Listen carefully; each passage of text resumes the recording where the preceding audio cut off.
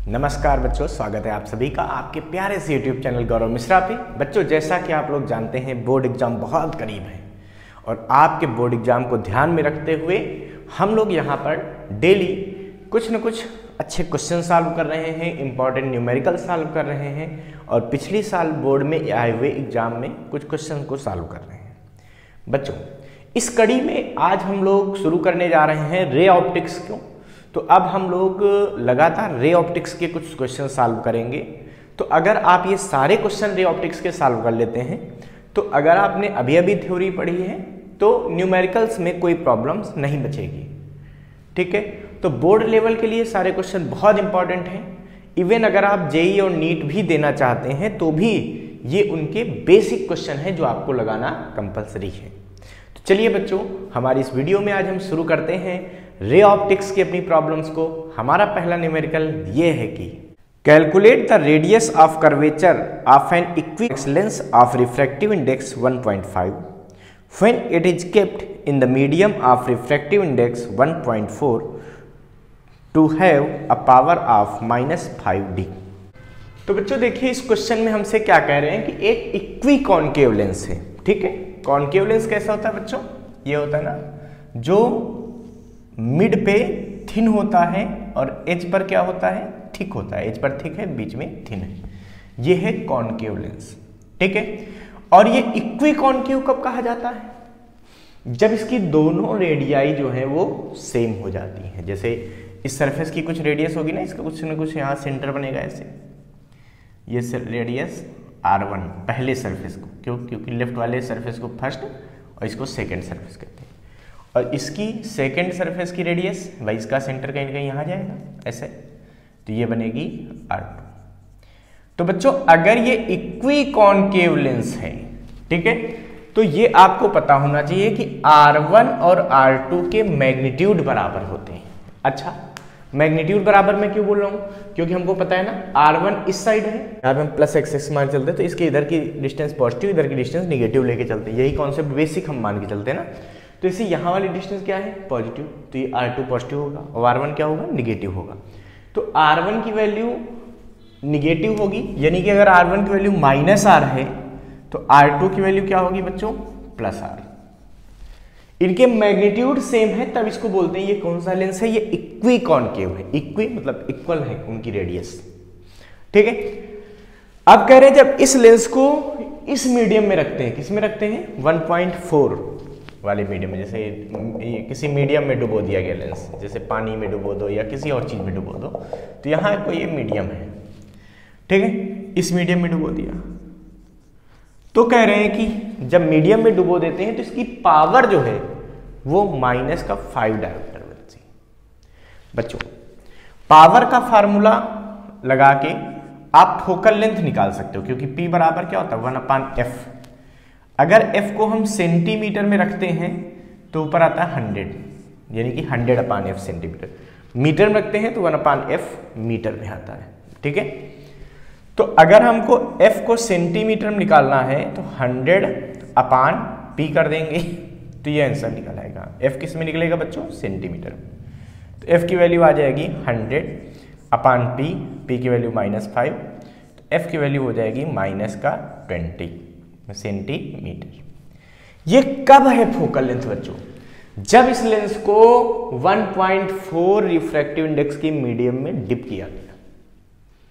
अच्छा, जब किसी लेंस का अगर हम बेसिक बात करें कि उसकी रेडियस दिया है, रिफ्रैक्टिव इंडेक्स दिया है, तो लेंस मेकर फार्मूला क्या होता है? लेंस मेकर फार्मूले से इसको हम सॉल्व करेंगे। फ्रॉम लेंस मेकर्स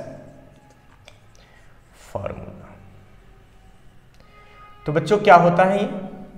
ये होता है 1/f = μ-1 1/r1 -1/r2। ठीक है, ये तो एयर के लिए होता है, जब एयर में लेंस रखा हो। तो यहाँ पे ये μg आता है, रिफ्रैक्टिव इंडेक्स ऑफ ग्लास मान के चलते ना। लेंस किसका बना है? अभी ग्लास का बना। ठीक है बच्चों, लेकिन अगर किसी मीडियम में रखा हो तो क्या बन जाता है फार्मूला? तो इसको लिखते हैं 1/fm, refractive 1/ focal length in medium, है ना। तो चाहे fm लिखो चाहे केवल f लिखो तब भी उस समय जो रिफ्रैक्टिव इंडेक्स है ये एम म्यू जी ले लेते हैं। एम म्यू जी का मतलब refractive index of glass with respect to medium. ध्यान रखना, लेंस को जिस भी मीडियम में रखोगे, ठीक है, तो लेंस का रिफ्रैक्टिव इंडेक्स लेंगे with respect to that medium, जहां रखा हुआ है। जैसे एयर में रखा है तब तो एयर के रिस्पेक्ट में ही ग्लास का आ जाता है, लेकिन अगर कहीं और रखा है, वाटर में रखा तो वाटर के रिस्पेक्ट में ग्लास का ले लो।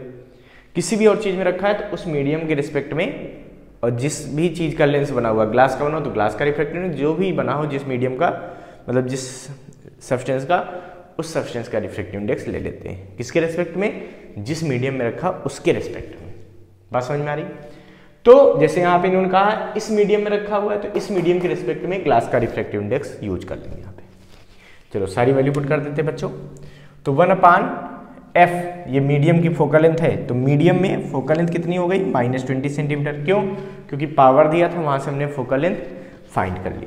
अच्छा, तो आएगा देखो 1/20, वो भी कैसा? माइनस का, बराबर एम म्यू जी। एम म्यू जी कितना आएगा बच्चों बताओ? देखो एम म्यू जी को तुम क्या लिख सकते हो? इसको लिख सकते हो mu g upon mu m. क्या लिख सकते हैं?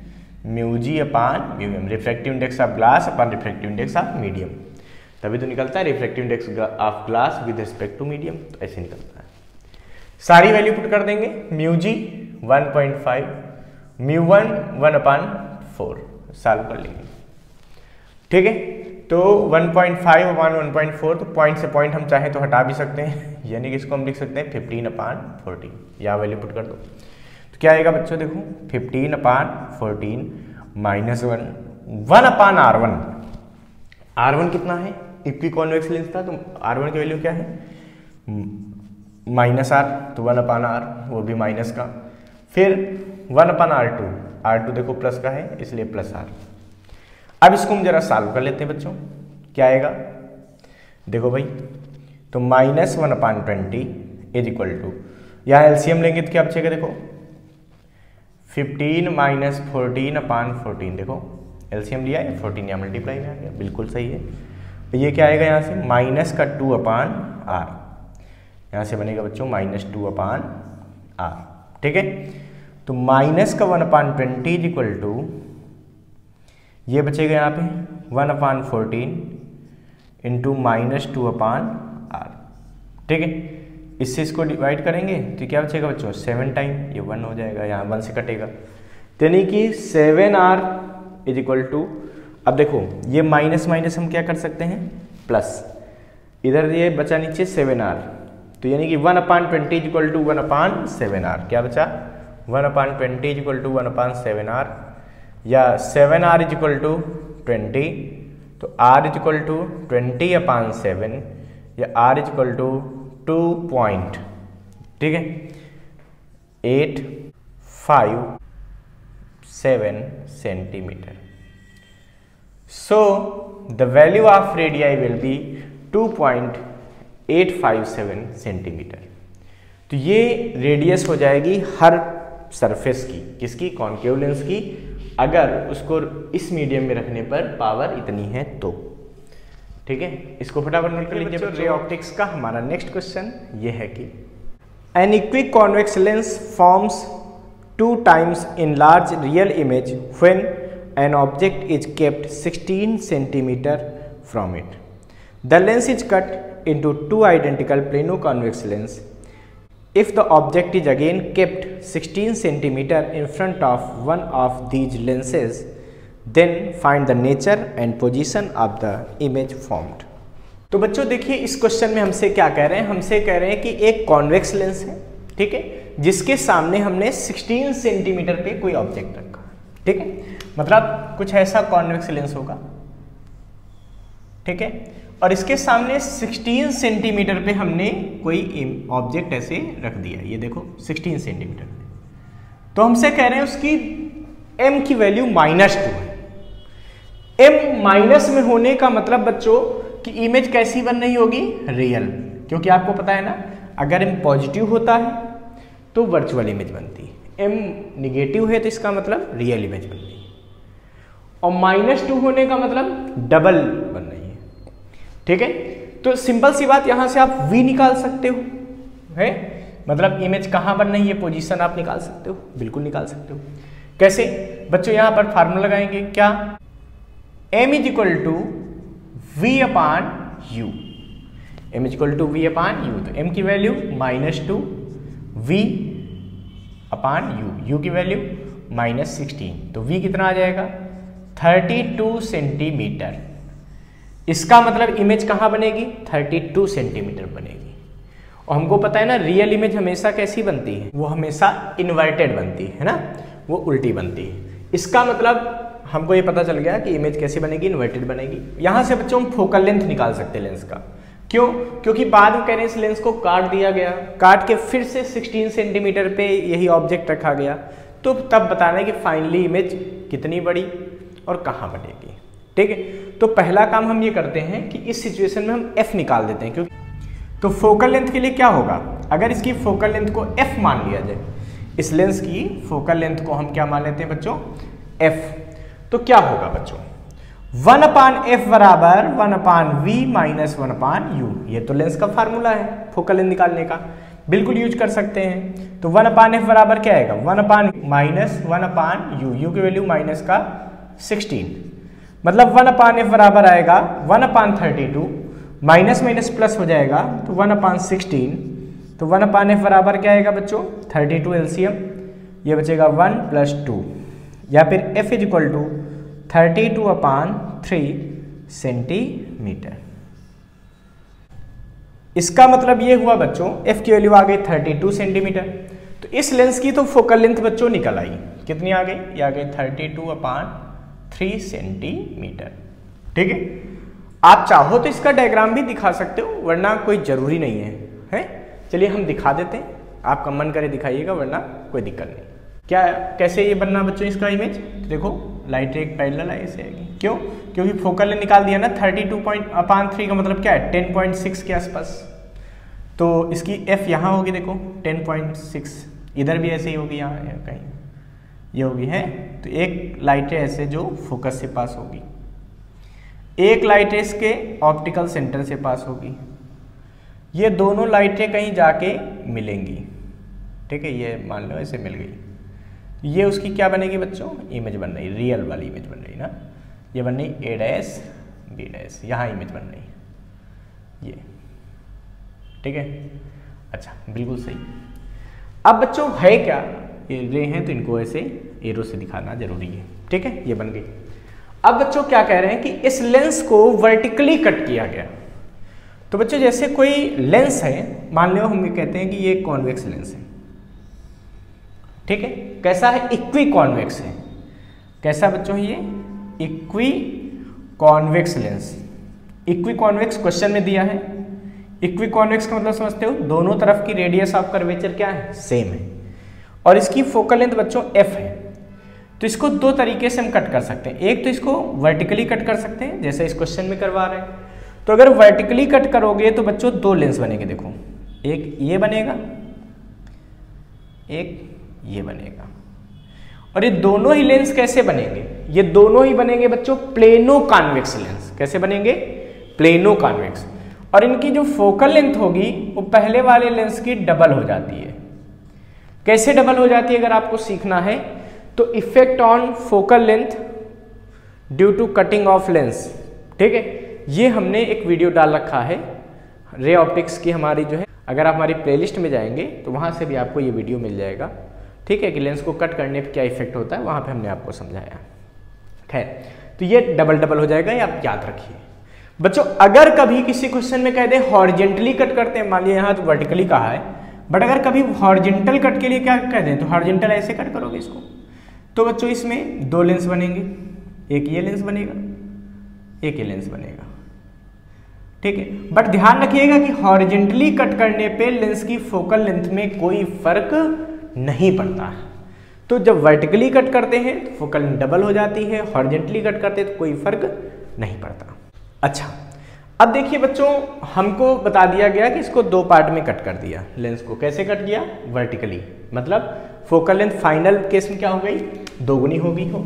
अच्छा, यानी कि लिख देंगे फॉर सेकंड कंडीशन। तो सेकंड कंडीशन में उन्होंने कहा कि फोकल लेंथ तो डबल हो गई भाई, वर्टिकली कट किया मतलब 2f फोकल लेंथ, तो पहले फोकल लेंथ कितनी निकली है 32/3, तो इसको 2 से मल्टीप्लाई करोगे तो कितना हो जाएगी, ये हो जाएगी 64/3 सेंटीमीटर, ये फोकल लेंथ हो गई। कह रहे ऑब्जेक्ट को अभी भी प्लेस्ड कीजिए, जैसे देखो इसको दोबारा बनाते डायग्राम को, तो ये लेंस ऐसा बचा होगा इसमें, भाई इतना बड़ा लेंस था इसको कट कर दिया, ऐसा प्लेनो कॉन्वेक्स लेंस बचा। कह रहे अभी भी ऑब्जेक्ट को प्लेस्ड करो 16 सेंटीमीटर की डिस्टेंस पर, यानी कि ऑब्जेक्ट अभी भी आपको वहीं रखना है, कहां रखना है बच्चों 16 सेंटीमीटर की डिस्टेंस पे, ठीक है। अच्छा तो कह रहे बताओ अब इसकी इमेज कहां बनेगी, कैसी बनेगी, कैसी का मतलब वर्चुअल बनेगी, रियल बनेगी, और बड़ी बनेगी, छोटी बनेगी, मतलब मैग्नीफाइड बनेगी या स्मॉल इन साइज बनेगी, ये सोचना है। तो बच्चों आपको u दे दिया, u कितना दे दिया इस केस में 16 सेंटीमीटर, सेकेंड केस में u को u डैश लिख दें तो माइनस का 16 सेंटीमीटर।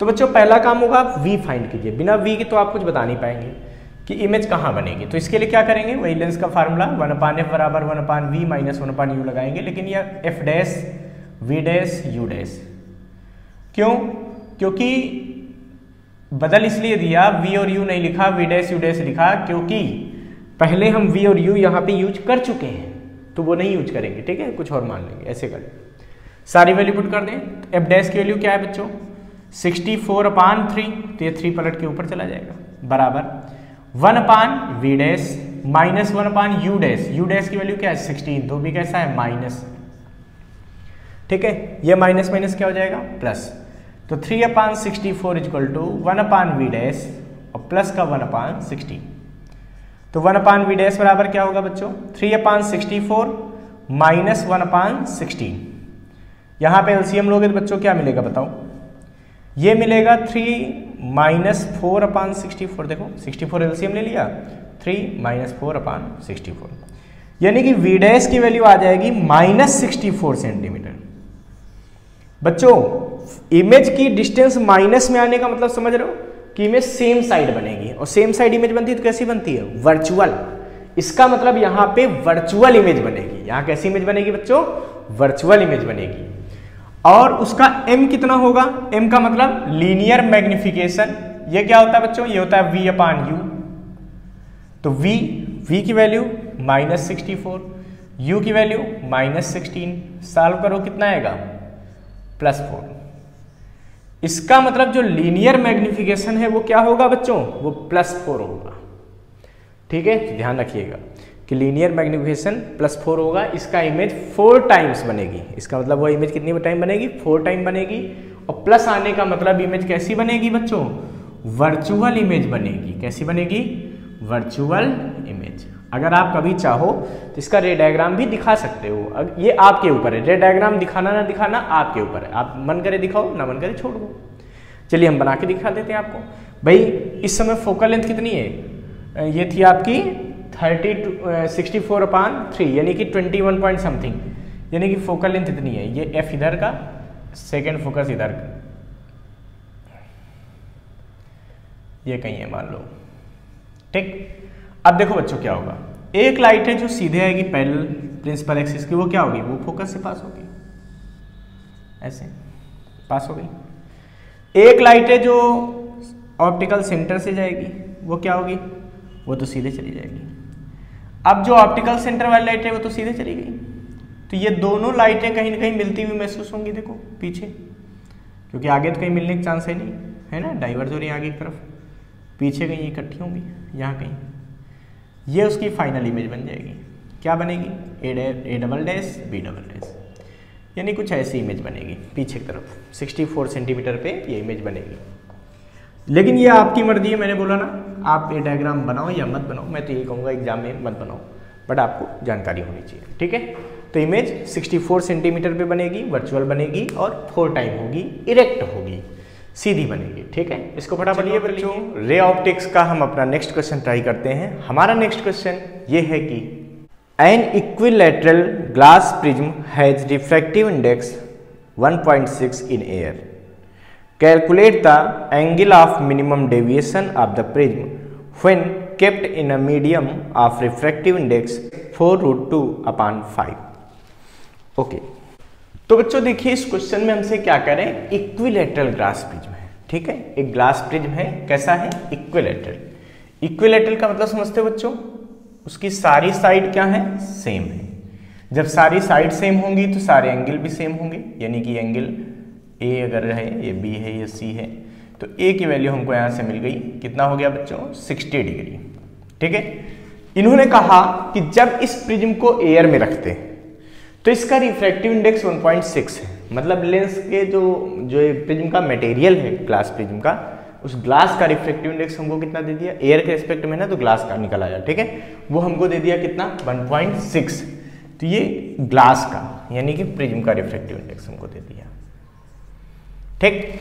कह रहे इसको किसी ऐसे मीडियम में डुबोया गया है जहां पर वैल्यू 4√2/5 है। अब जो मीडियम है इसको किसी मीडियम में रख दिया गया ऐसा कुछ, और उस मीडियम का बच्चों रिफ्रैक्टिव इंडेक्स क्या है हमारे पास, ये है बच्चों 4√2/5, ठीक है। हमसे कह रहे हैं अब कि बताओ यहां पे इस प्रिज्म के लिए मिनिमम डेविएशन एंगल कितना होगा, यानी कि डेल्टा। तो बच्चों रिफ्रैक्टिव इंडेक्स का मिनिमम डेविएशन एंगल से हमको फार्मूला पता है, क्या होता है, ये होता है refractive index of prism with respect to medium, ठीक है, ये बराबर होता है sine A plus delta m, मतलब डेल्टा एम क्या है, मिनिमम डेविएशन एंगल अपान 2, ठीक है, अपान साइन ए बाई 2। अब यहां पर म्यू क्या होता था, म्यू होता था refractive index of the prism with respect to medium. तो यहां मीडियम के रिस्पेक्ट में ये प्रिज्म का रिफ्रैक्टिव इंडेक्स है, तो मीडियम के रिस्पेक्ट में मतलब एम म्यू जी लिख देंगे। जनरली आपको वहां पे म्यू लिखा मिलता था बुक्स में, क्योंकि वहां पे एयर के रिस्पेक्ट में प्रिज्म का रिफ्रैक्टिव इंडेक्स लेते थे, बट जब किसी मीडियम में डुबो दें तो ध्यान रखना है कि मीडियम के रिस्पेक्ट में ग्लास का रिफ्रैक्टिव इंडेक्स लिया जाएगा, ठीक है। तो यहां तक बात क्लियर हो गई बच्चों। अब देखिए बच्चों बात करते हैं, हमको सारी वैल्यू पता है, पुट कर देंगे और डेल्टा एम की वैल्यू निकाल देंगे। कैसे निकलेगा, एम म्यू जी कितना आएगा बताओ।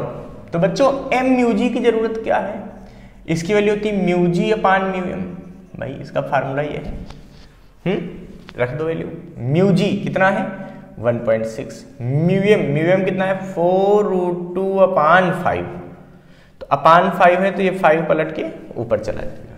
कितना कर सकते हैं, बिल्कुल कर सकते हैं बच्चों। अगर ये पॉइंट हटाएंगे तो क्या होगा, नीचे 10 आएगा, देखो पॉइंट हटाया तो नीचे क्या आ गया, 10 आ गया। डिवाइड कर लो, 5 से इसको डिवाइड करो कितना जाएगा 2 टाइम्स, 4 से इसको डिवाइड करो कितना जाएगा 4 टाइम्स, इससे इसको डिवाइड करो कितना जाएगा 2 टाइम, मतलब 2/√2 कितना आया 2/√2। तो अगर √2 से ऊपर नीचे मल्टीप्लाई कर दे तो क्या आएगा बच्चों बताओ, √2 क्या बन गया 2 बन गया, 2 से 2 कट जाएगा, तो यानी कि आंसर बचेगा √2, यानी कि ये बना m mu g is equal to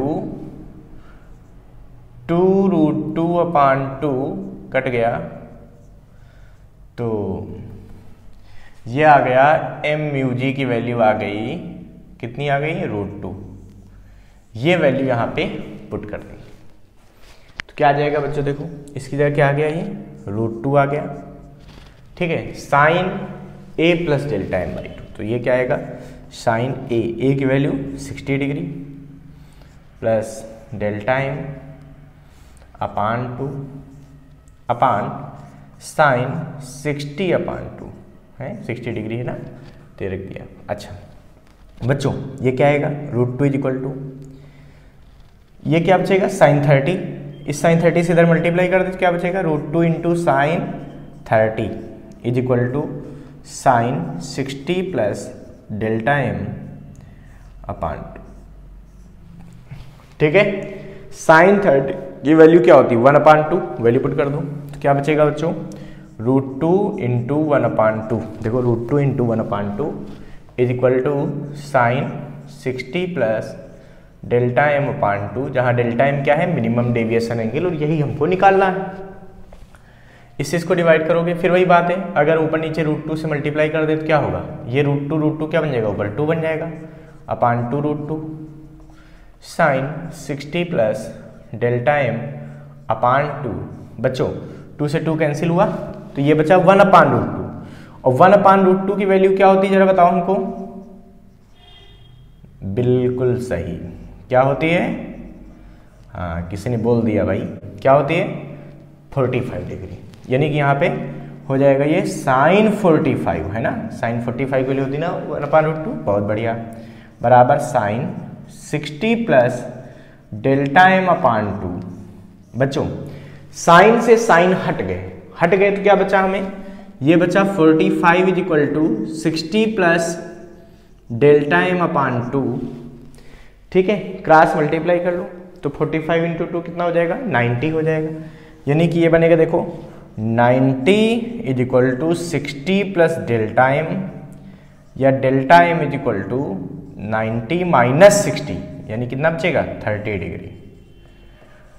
तो Δm = 30 degree. So the minimum deviation angle becomes 30। बच्चों अगर अभी तक आपने हमारे चैनल को सब्सक्राइब नहीं किया तो सब्सक्राइब भी करना ना भूलिए और इसको फटाफट नोट कर लीजिए। रे ऑप्टिक्स का हमारा नेक्स्ट क्वेश्चन ये है कि under what condition does the phenomena of total internal reflection takes place? Draw a ray diagram showing how a ray of light deviates by 90 degree after passing through a right angled isosceles prism. Okay, तो बच्चों देखिए इसमें हमसे पूछा जा रहा है कि conditions for total internal reflection. Total internal reflection क्या है, ठीक है, और उसकी क्या क्या कंडीशंस हैं। बच्चों आपको पता होना चाहिए कि जब लाइट रे किसी डेंसर मीडियम से रेयरर मीडियम में जाती है तो क्या होता है, पहले इस पे हम बात करते हैं, फिर हम लोग टोटल इंटरनल रिफ्लेक्शन को आसानी से समझ पाएंगे। तो बच्चों अगर कोई भी लाइट रे डेंसर मीडियम से रेयरर में जाती है, मान लो ये हमारा बना हुआ है डेंसर, ठीक है, अच्छा, और ऊपर वाला मीडियम क्या है बच्चों? रेयरर, ठीक। तो अगर कोई भी लाइट रे डेंसर से रेयरर में जाती है तो क्या होता है, सोचो। तो वो अवे फ्रॉम द नॉर्मल हो जाती है। किधर हो जाती है? Away from the normal. अच्छा, अब बच्चों अगर ये वाला एंगल आपको पता होगा, ये कहते हैं इंसिडेंट एंगल, आई से लिखते थे, याद करो। ये होता है रिफ्रैक्टेड एंगल, आर। अगर हम आई को इंक्रीज करते जाएं तो ये वाला भी और इंक्रीज होता जाएगा। एक पोजीशन ऐसी आएगी कि ये आई वाला जो वैल्यू है ये इतनी हो जाएगी कि ये जो लाइट रे आ रही है वो इसके सरफेस पर ऐसे ग्रेज कर जाएगी, ऐसे निकल जाएगी, ठीक है। मतलब इस समय जो एंगल ऑफ रिफ्रैक्शन है वो 90 डिग्री हो। तो ये जो आई है इसको हम लोग कहते हैं बच्चों क्रिटिकल एंगल। इस एंगल क्या बोलते हैं? Critical angle. क्या, या हम कह सकते हैं critical angle is the incident angle for which angle of refraction becomes 90 degree. तो क्रिटिकल एंगल वो एंगल है जिसके लिए एंगल ऑफ रिफ्रैक्शन क्या हो जाता है? 90 डिग्री हो जाता है। तो ये हो जाता है क्रिटिकल एंगल। लेकिन ध्यान रखना कब होता है? डेंसर से जब रेयरर में लाइट ले जाती तब ये चीज संभव है, ठीक है। अब हम अगर सोच लें कि अगर हम पहले भाई कम था एंगल तो इधर थोड़ा झुकाव था लाइट रे का, है, थोड़ा और बढ़ाया तो ये झुकते झुकते यहां आ गया। अगर हम इससे भी ज्यादा एंगल बढ़ा देंगे तो क्या होगा? अगर हम क्रिटिकल एंगल से भी ज्यादा एंगल पे लाइटें डाल देंगे, ठीक है, यानी कि अब जो आई है ये ग्रेटर है किससे? क्रिटिकल एंगल से। तो ये देखा गया बच्चों ये लाइटें इसी मीडियम में, सेम मीडियम में लौट आएगी। इस फिनोमिना को बोलते हैं टोटल इंटरनल रिफ्लेक्शन। इसको क्या बोलते हैं? Total internal reflection. तो क्या होता है? When in denser medium incident angle is greater than the critical angle, then light ray comes back in the same medium after refraction. This phenomena is called total internal reflection. जब light रे denser से rarer में जाती है लेकिन denser में उसका angle critical से ज्यादा हो जाता है, इंसिडेंट एंगल क्रिटिकल से ज्यादा हो जाता है, तो वो लाइटें सेम मीडियम में डेंसर में ही लौट आती है। इस फिनोमिना को बोलते हैं टोटल इंटरनल रिफ्लेक्शन। बच्चों जैसा आपको दिखाई दे रहा है, इसके लिए दो नेसेसरी कंडीशन है। पहली कि the light ray must go from denser to rarer, जो रिफ्रैक्शन है वो किधर होना चाहिए, डेंसर से रेयरर में होना चाहिए, तभी हो सकता है। ठीक है, रेयरर से डेंसर में ऐसा नहीं हो सकता, ध्यान रखना। तो light must go from denser to rarer, ये पहली कंडीशन हो गई। दूसरी कंडीशन क्या हो गई बच्चों, the incident angle should be greater than critical angle. क्यों, अगर क्रिटिकल से कम होगा तब तो दूसरे मीडियम में चली जाएगी, TIR नहीं होगा, टोटल इंटरनल रिफ्लेक्शन नहीं होगा। टोटल इंटरनल रिफ्लेक्शन के लिए जरूरी है कि इंसिडेंट एंगल क्रिटिकल से ज्यादा होना चाहिए। ये दोनों कंडीशन बच्चों आप लिख लीजिए। ठीक है, इसी क्वेश्चन का सेकंड पार्ट हमसे क्या कह रहे हैं, तो इसका सेकंड पार्ट हमसे कह रहे हैं किसी आइसोसेलेस प्रिज्म के लिए, आइसोसेलेस राइट एंगल प्रिज्म के लिए। आइसोसेलेस समझते हो, दो साइड सेम, जैसे ये दोनों साइड मान लो सेम। ठीक है, राइट एंगल तो एंगल 90 डिग्री में हमको ये दिखाना है कि किस तरीके से डेविएशन एंगल 90 डिग्री हो सकता है। इसका मतलब जो लाइट है वो 90 डिग्री पर डेविएट हो जाए, ऐसा दिखाना है। तो बच्चों अगर ये आइसोसेलेस एंगल है, ठीक है, इसको हम A कह दें, इसको B, इसको C, ये प्रिज्म है, आइसोसेलेस प्रिज्म है। इस पर एक लाइट रे अगर हम ऐसे मान लें सीधी सीधी 90 डिग्री पे, ठीक है, आपको पता है ये 90 और ये साइड सेम, तो ये एंगल भी सेम, यानी कि ये 45 तो ये भी 45, ये तो पता ही। तो अगर हम यहाँ पे नॉर्मली लाइट रे यहाँ से इंसिडेंट करवा दें, आपको पता है ना नॉर्मल की डायरेक्शन से आने वाली लाइट रे में कोई डेविएशन नहीं होता, तो ये यहाँ से यहाँ तक सीधी चली जाएगी। और हम ऐसा सपोज कर लें कि भाई जब यहाँ पड़ेगी तो यहाँ कुछ इंसिडेंट एंगल होगा, मान लो वो कितना है, सिंपल सी बात है, ये 45, ये 90, तो ये भी 45, यानी कि ये 45। तो अगर इस प्रिज्म में कुछ ऐसा मीडियम यूज कर लें कि इसका जो क्रिटिकल एंगल है, ठीक है, वो 45 से कम हो, क्रिटिकल एंगल क्या हो, 45 से कम हो, ध्यान रखना। जब क्रिटिकल 45 से कम है तो अब जब 45 पे लाइट गिरेगी तो समझो क्रिटिकल से ज्यादा एंगल पे गिरेगी, और क्रिटिकल से ज्यादा एंगल पे गिरेगी और प्रिज्म का रिफ्रैक्टिव इंडेक्स ज्यादा है, मीडियम का हम प्रिज्म से कम मान के चल रहे हैं या एयर मान के चल रहे हैं, ठीक है। तो क्या होगा, जब क्रिटिकल से ज्यादा एंगल पे लाइट रे गिरती है तो क्या होता है, वो लाइट रे सीधे वापस चली जाती है, ऐसे वो लाइट रे ऐसे चली जाएगी, भाई यहाँ आएगी ऐसे सीधे वापस यहाँ आएगी। अब देखो ना, ये एंगल 45, ये 45, ये 45, तो ये वाला फिर क्या बन जाएगा 90, तो ये सीधी चली जाएगी। अब देखो बच्चों, आने वाली लाइट रे का एंगल सीधा ऐसे थी, जाने वाली ऐसे, तो ये उसका क्या बन गया, ये डेविएशन एंगल बन गया डेल्टा। और ये कितना हो गया बताओ, तो इंसिडेंट लाइट रे और इमर्जेंट लाइट रे के बीच के एंगल को बोलते हैं डेविएशन एंगल। तो ये कितना हो गया बच्चों, यहाँ पे ये हो गया 90 degree. So deviation angle will be 90 degree for this condition. तो ध्यान रखना, एक आइसोसेलेस अगर कोई प्रिज्म है तो उसमें डेविएशन एंगल 90 डिग्री ऐसे हो सकता है अगर उस प्रिज्म का जो मटेरियल है वो ऐसा बनाया जाए कि उसका क्रिटिकल एंगल 45 से कम। ध्यान रखना, उसका जो क्रिटिकल एंगल है वो 45 से क्या होना चाहिए, कम होना चाहिए। यानी कि हम कह सकते हैं कि मटेरियल का रिफ्रैक्टिव इंडेक्स √2 से ज़्यादा होना चाहिए, ठीक है। इसको फटाफट नोट कर लीजिए बच्चों।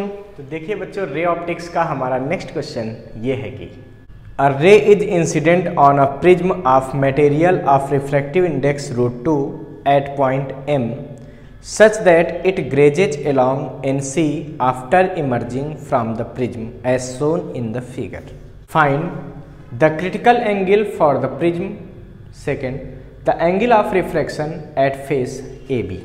तो देखिए बच्चों, इस क्वेश्चन में हमसे कह रहे हैं कि कोई लाइट रे है जो कि इस तरह से आके ऐसे चली गई है, तो हमको बताना है इस प्रिज्म के लिए क्रिटिकल एंगल क्या होगा।